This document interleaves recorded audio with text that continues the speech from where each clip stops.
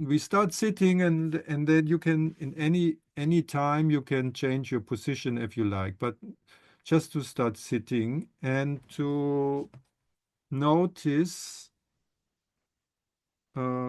anything what you notice right now. So let's start very, very open. So that can be any sensations, feelings in your body, but it can be also thoughts or an image or a memory you think about, a conversation you had just recently, or anything which is going on right now for you. So I think it's quite important not to push anything away, but to let whatever it is be part of the exploration. Because sometimes we arrive in a place and we are not really ready to dance or to move or to do anything what a teacher asks us. And we try to block out what happened outside of the dance studio or outside of the studio. We try to block it out and uh, to be present for what the teacher wants you to do. But this time, anything can be there, can be with you. It's not necessary to block anything out. And just mm, give it attention. So you just notice it. It's not necessary to change anything. So it's sometimes like we say, oh, in this conversation with this person, I should have said that or that, and we are kind of continuing this conversation in our head. And maybe this time we can just observe that. It's not nothing to change or to do better or to judge, just to observe that. And it can be also just maybe a place in your body which calls your attention. Maybe maybe a little pain, you feel something, or something which feels really good now in your body.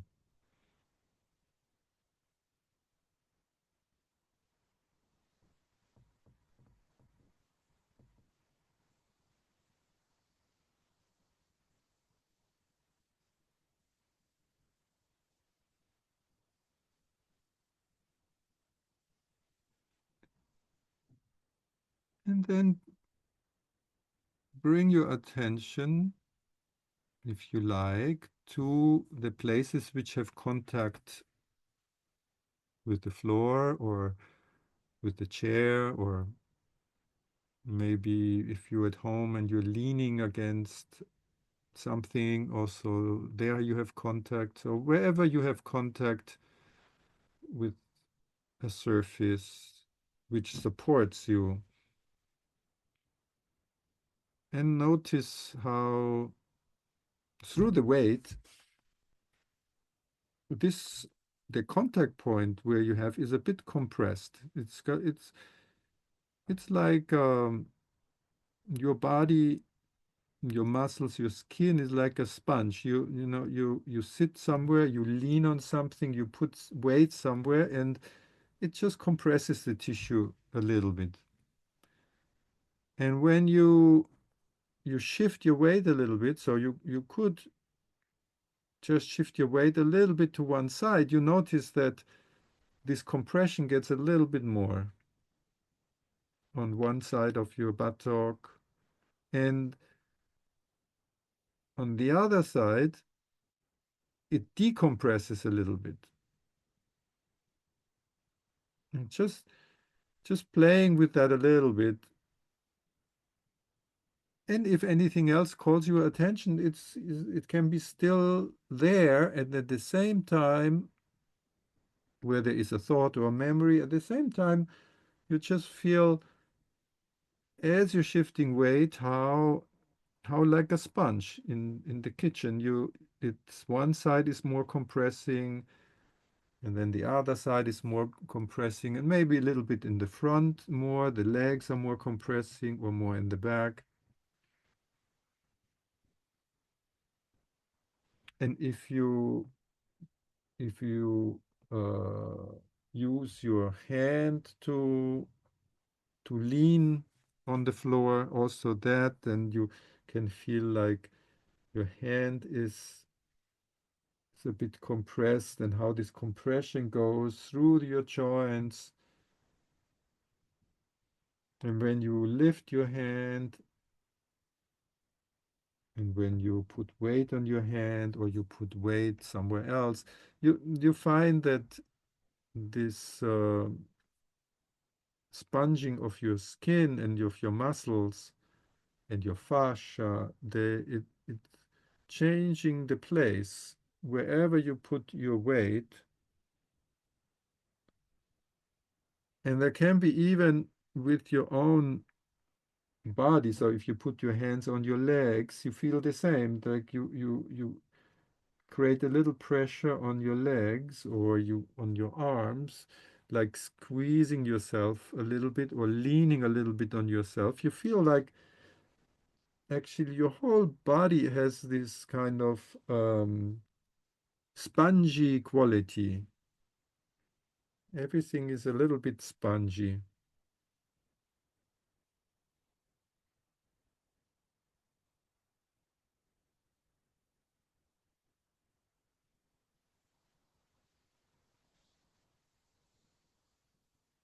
And it's spongy because how the tissues are formed or organized. There are cells, and then there is fluid inside the cells, and there's fluid around the cells.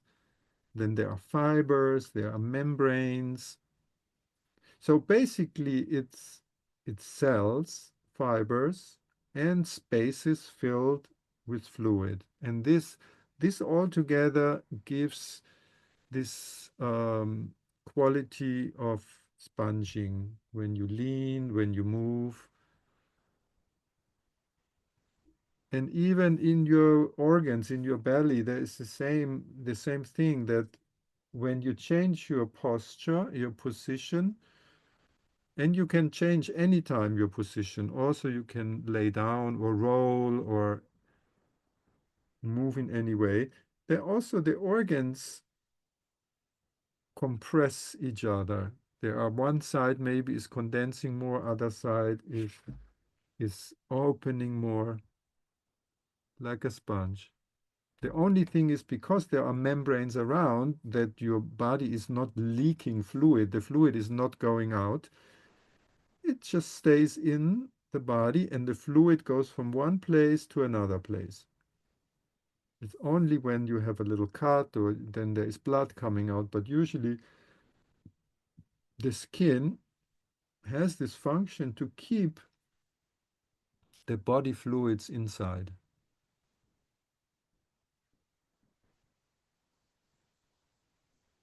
And when you bring attention to this, to the skin, how the skin is surrounding your body completely. It's an envelope going around your body, and there are just some orifices, it's officially called, some holes, like round, like the ears, or the mouth, or the eyes, or the nose, the nostrils, or the anus, the um, sex organ. So there you have openings, but the rest of the body, the skin, gives you can give you a sense of containment. So it's everything is surrounding, the whole body is surrounded by skin, and it keeps um, things, fluids inside.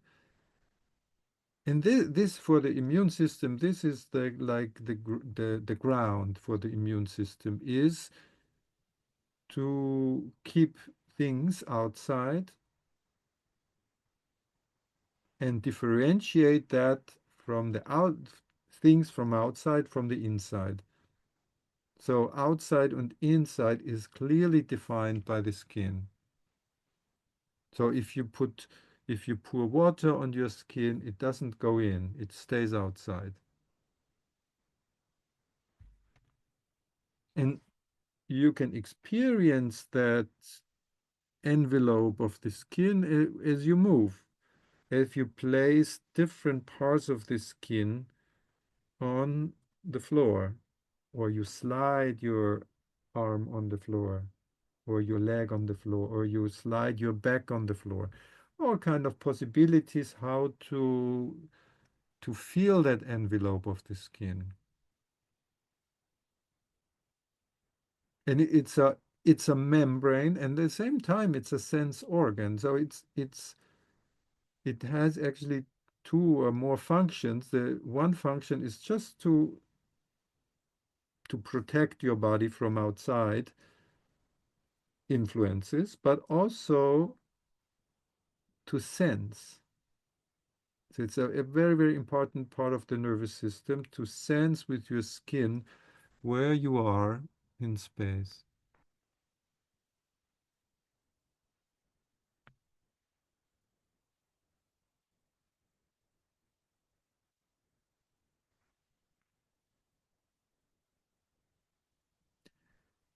And then bring your attention to your mouth and how the skin of your face, you can if you want, you can touch yourself also, your face and your lips, how this skin continues inside of your mouth, and it doesn't feel or look like that, but inside your mouth it's the same origin as the skin. So it is inside of your mouth is a continuation of the skin back to your throat, where then it connects with the digestive tube. First with the esophagus, and then also with the respiratory, with the bronchi, with the trachea.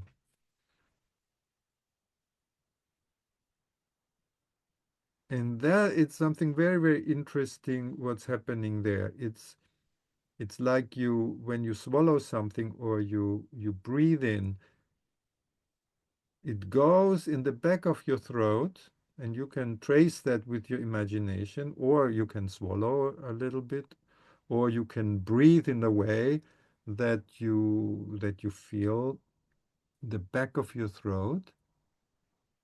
And from there, it goes down into the stomach and into your lungs. So if you want for a moment, you can create a sound like a gently humming sound where you you can wake up the back of your mouth, your throat, just like very gently.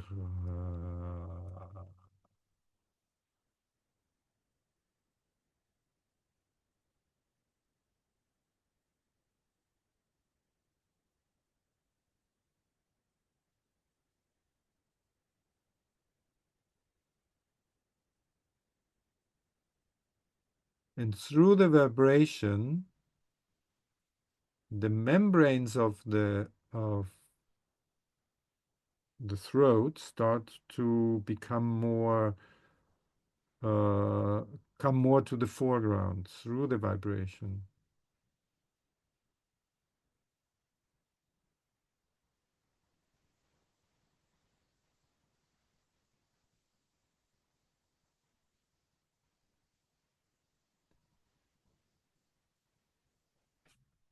And then with your imagination, following this path further down, if you like, into the lungs, when you take a deep breath, you feel your lungs are filling and emptying.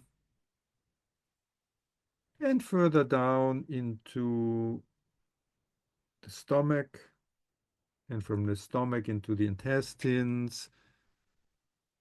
Without going in all to the details, but the guts are kind of winding in the belly, quite a journey through the intestines. But finally, this tube comes out again at the anus. So there is um, a connection from the anus to the mouth, which is in a way continuous, even though it is quite wound up and labyrinthian in the kind of twisted in the belly, but it comes out again at the anus.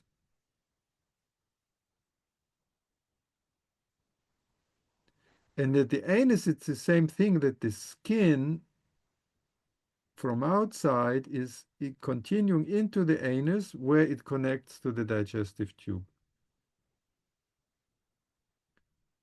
And the curious thing about that is that even though we talk about you have it in your stomach as if it would be inside of your digestive tube is still the outside. So whatever you have in your stomach or have you in your intestines or have in your lungs is still the outside. And for that, when you vomit, you reverse that process. What is in your stomach, you just get it out. But it's still what was outside. It's still not inside your body because then there is the membrane of the guts, and then what is useful will be absorbed through the membranes in the small intestine and in the large intestine.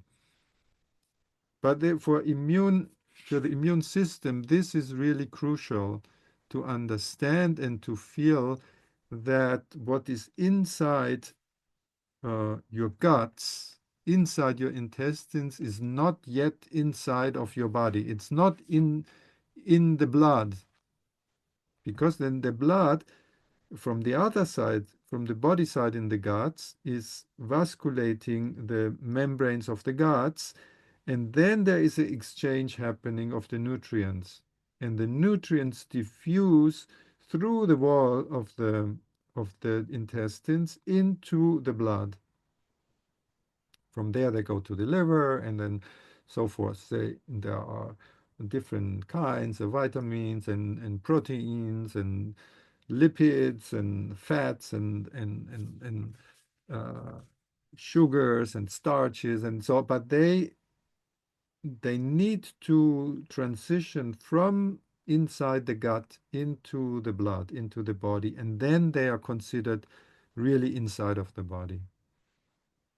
And this is such an important process because this is it's like the skin inside the intestines. It's where we meet the outside.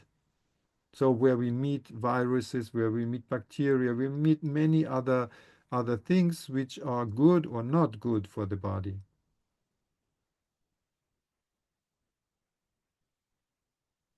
So this it's a very important image to hold, that inside of the guts is still outside. So, and if you undulate this digestive tube, or if you move around this digestive tube with that image of connection to the outside, like the skin continuing on the inside.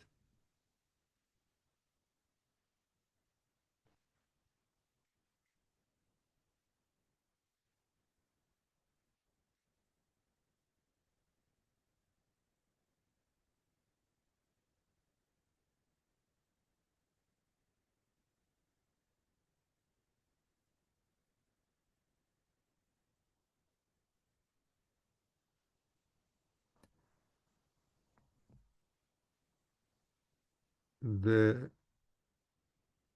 the mouth, the throat, and this digestive tube, they are covered by a thick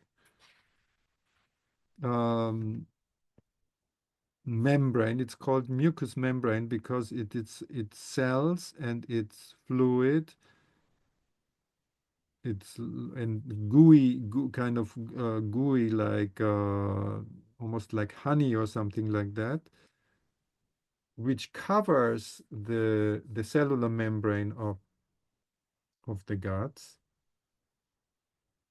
and it's very, very rich in immune cells. So I think more than 50% of all immune cells are in the guts. And this mucous membrane is also where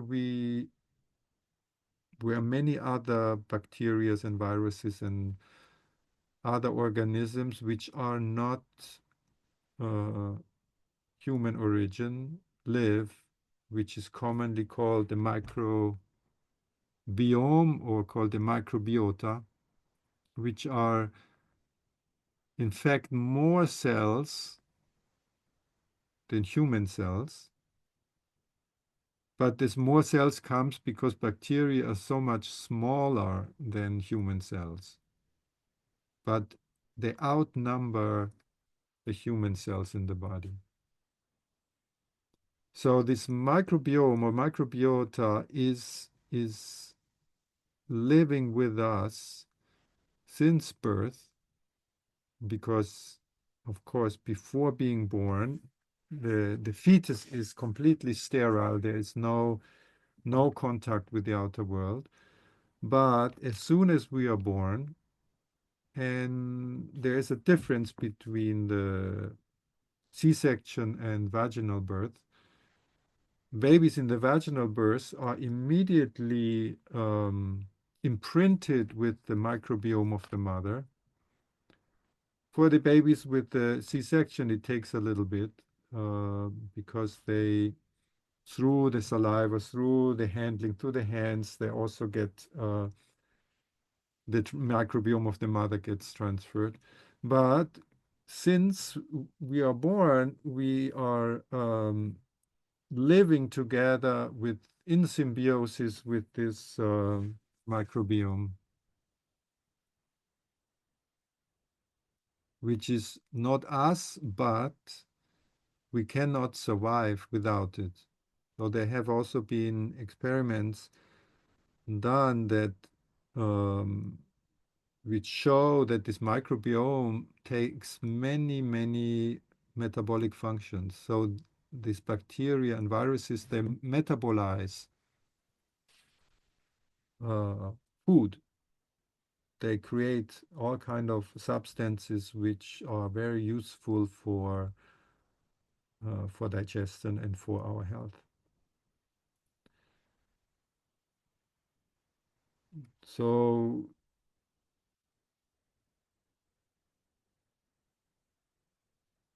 how do you feel or resonate with that level of your existence, which is also you? Because what we consider as ourselves is the combination of our cells and these foreign cells.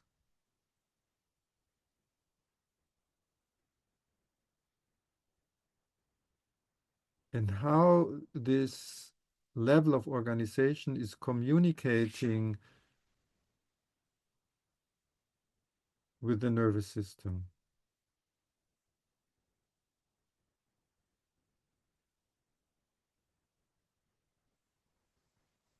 So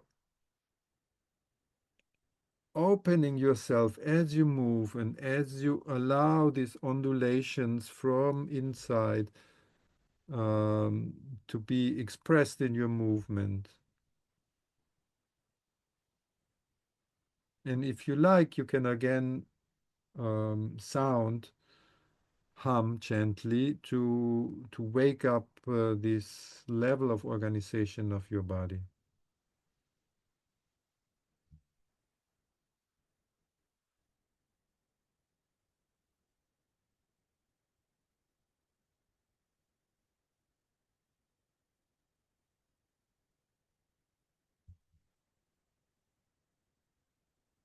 and how this microbiome and this, which is also living on your skin, under your armpits, in your eyes, in your ears, how this is in constant communication with the environment, how that connects you with, in, in an invisible form, with the environment and with other people, what other people breathe out, what you breathe in when you touch somebody. It's a constant communication.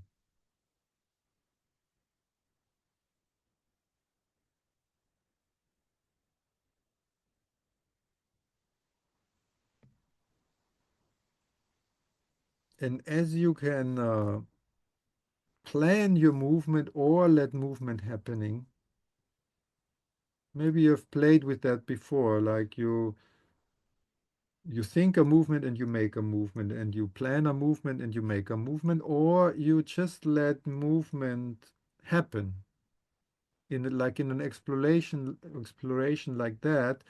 Maybe you are not doing any efficient movement, any functional movement, but you are just following whatever arises. In that sense, your nervous system is really kind of only observing almost. It's like, yes, you need your nervous system, your motor system to move, but in this way, the nervous system function more as an observer, as a witness, as if your body would move automatically and you observe it. And this is a very, very interesting way the nervous system can relate with the immune system. It's allowing this organization of the body to happen and not forcing anything onto that system.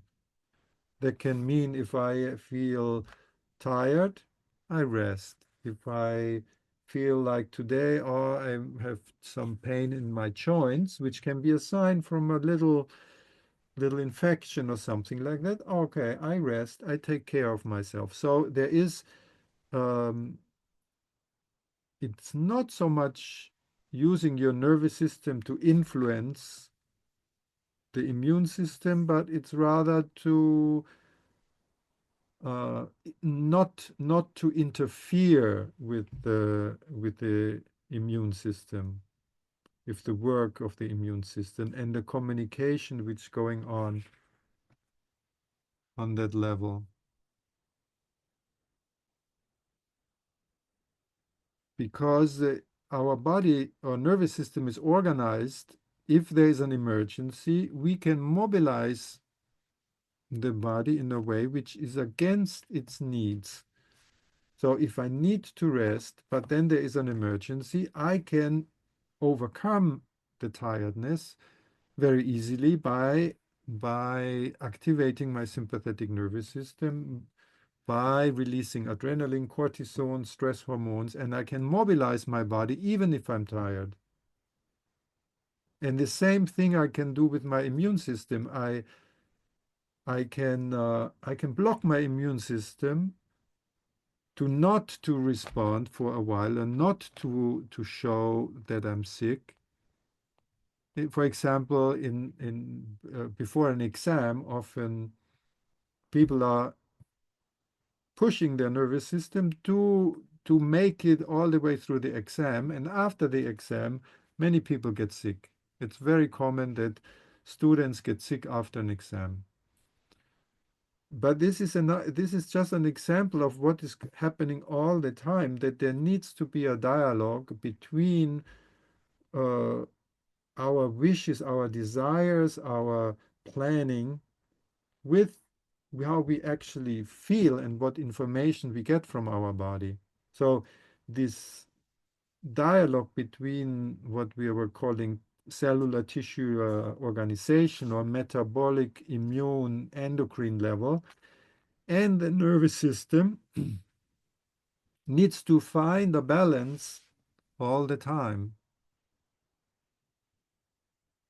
So the question for you also exploring is also what how can I be in tune with that system in a way that I am conscious of interfering with the system. Sometimes it's necessary to interfere with this system because like you have to make this exam or you have to go there, you cannot be sick this. Also, you even take some medicine to some ibuprofen or whatever to make it through the day. These are all strategies which are sometimes useful, but um, we need to be conscious about that and to say, okay, I'm doing this because I have a certain idea about it, but I still can feel that I'm interfering with my immune function.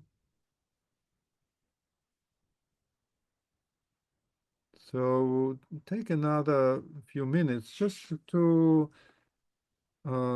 move with these ideas and to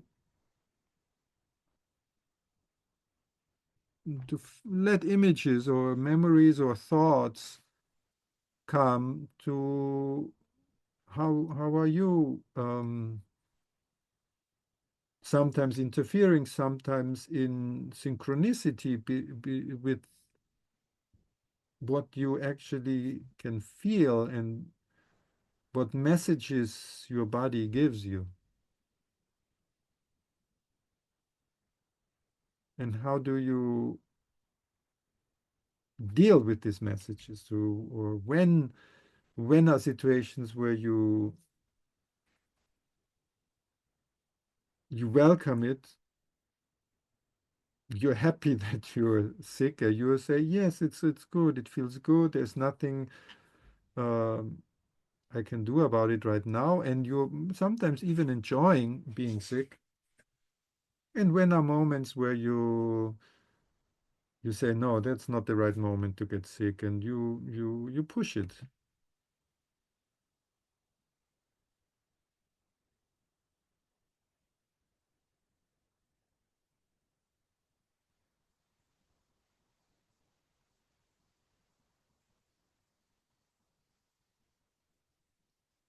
And take a few more minutes just to move as you like. If you want to rest, just resting for a moment, or if you want to continue to move, or if you want to write something down, or if you want to talk with somebody close to you.